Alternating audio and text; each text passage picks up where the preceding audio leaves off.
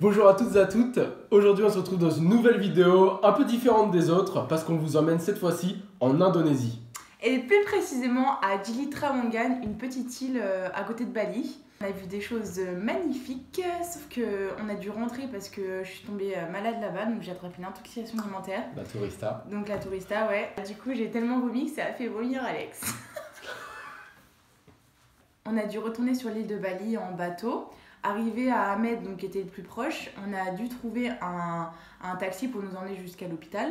Donc forcément il y avait plein de taxis qui nous ont direct pris d'assaut. Ils étaient tous super insistants, nous on était dans un état patraque. Et on a décidé du coup de prendre le chauffeur de taxi le moins insistant. Et je pense qu'on a bien fait parce que c'est justement cette personne-là qui a marqué à tout jamais nos voyages. Je suis arrivée à l'hôpital, donc en vrai on a été super bien accueillis. Enfin, franchement, moi je m'attendais à trouver quelque chose de pas très sanitairement correct. On a même eu le temps de faire une petite sieste. Et pendant ces 2 heures, forcément, j'avais eu le temps de discuter avec ce chauffeur de taxi. Et il se trouve qu'on a plutôt bien sympathisé. Et sur le chemin de retour, une fois qu'Emma avait fini de se faire examiner, ce chauffeur de taxi nous a dit faut que je fasse un petit crochet par chez moi, est-ce que ça vous dérange? Donc là, forcément, on a dit non, avec plaisir. Et on s'est retrouvé au fin fond de nulle part, dans une petite ferme en fait, qui était vraiment comme on peut l'imaginer, avec des maisons où tu voyais les briques qui étaient cimentées, mais il n'y avait pas de peinture qui était par-dessus. Un peu le truc clairement fait maison. Et direct, on est tombé amoureux de cette petite ferme. Voilà, on a fait des petites photos histoire d'immortaliser le moment. Et cette personne nous a dit prenez mon Facebook et si vous voulez, demain après-midi, vers 16h, vous pouvez revenir chez moi. Donc là, forcément, c'est ce qu'on a fait. Et comme on n'avait pas internet sur nos téléphones, il y a une application qui s'appelle Maps.me. C'est un GPS où tu n'as pas besoin d'avoir la 4G pour l'utiliser. Donc depuis Maps.me, j'ai fait un petit screenshot de l'endroit où on était. Il n'y avait même pas d'adresse, même pas de rue. J'avais les coordonnées GPS pour vous dire. Et donc forcément, avant, j'envoie des messages sur Facebook à Madé, mais c'était pas son prénom, c'était un vieux nom bizarre. Il me répondait pas. Mais je me suis dit, même s'il me répond pas, j'ai vraiment envie d'y retourner, donc j'y vais quand même. Je sors de l'hôtel, je savais pas comment m'y rendre. Je vais au premier club de plongée que je trouve. Je demande au gérant du club, est-ce que c'est possible de m'emmener un taxi?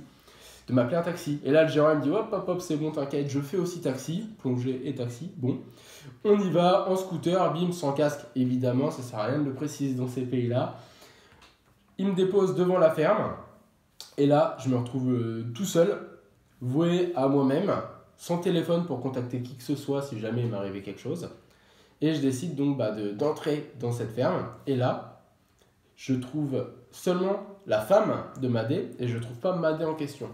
Donc forcément, la femme qui ne m'avait jamais vu avant, elle voit un étranger se pointer chez elle. Elle parle pas un mot d'anglais, forcément, sinon c'est pas marrant.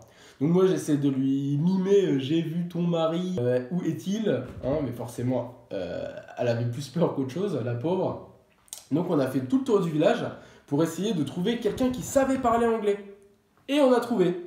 Et là, cette personne me dit est-ce qu'il s'appelle Madé? Mais je savais même pas qu'il s'appelait Madé. Donc je pouvais juste mimer qu'il était petit, qu'il avait les cheveux un peu longs, qu'il était très brun.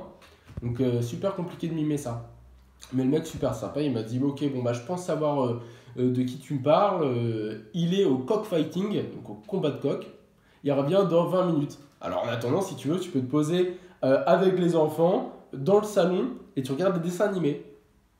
Du coup, ok, carrément, je me suis posé en tailleur sur le carrelage dans une ferme au milieu de nulle part avec les 2 petits-enfants de Madé et de sa femme, trop mignons. Et on a regardé Bob l'éponge en indonésien. Alors autant vous dire que je n'ai rien compris, mais c'était le meilleur épisode de Bob l'éponge de toute ma vie, sûr et certain. Ensuite, il y a Madé qui revient des cockfighting, super content de me voir avec toute sa famille. Et là, je vois... Il y a un des membres de sa famille qui s'assied à côté de moi avec une machette. Il me jetait un regard un peu en mode de regard de tueur. C'était pas du tout le regard en mode bienvenue, trop content que tu sois parmi nous et tout. Donc là j'avais un peu peur quand même. Je me suis dit putain, pourquoi est-ce qu'il a une machette le mec? Et en fait, on s'est rendu compte que à Bali, il y a une fête qui s'appelle la fête Galugan, durant laquelle ils égorgent des cochons. Et je me trouvais à cet endroit-là, à ce moment-là, et il y avait toute la famille qui était réunie pour égorger le cochon. Je vous cache pas qu'égorger un cochon vivant, c'est assez choquant. Mais bon, ça faisait partie de leur culture et c'est quelque chose qu'on doit respecter. C'est un moment de fête, de joie, de partage même, hein. Il y avait les enfants qui étaient présents, il y avait des sourires qui étaient dessinés sur les visages. Et puis aussi, quelque part, ça nous donne vraiment une idée de la valeur que ça a d'enlever la vie d'un animal, de l'animal qu'on mange. Alors que nous, dans nos sociétés, c'est vrai qu'on a une tranche de jambon, on s'imagine pas au cochon qu'il y a derrière avec sa vie, le sang qu'il avait à l'intérieur de lui. Et ce moyen de se nourrir, c'est un espèce d'hommage aussi qu'on peut rendre à l'animal et je trouve ça intéressant.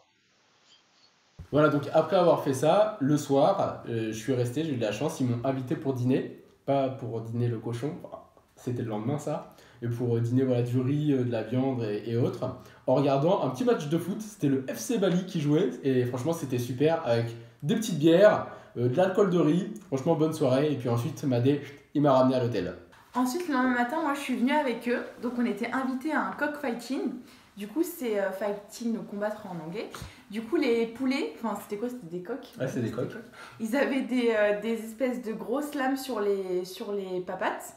Et du coup, en fait, ça leur permettait, quand ils donnaient des coups, de se faire mal.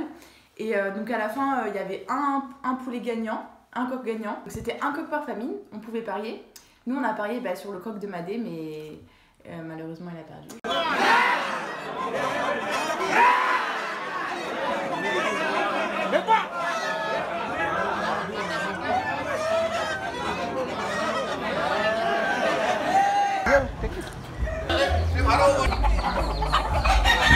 Et donc c'était un peu une ambiance fête foraine avec des petits jeux. C'est juste un espèce de drap par terre avec des cases. Et du coup, il fallait parier, lancer une pierre ou un truc comme ça et on pouvait parier des sous. Donc nous, on a parié, on s'amusait à parier un peu.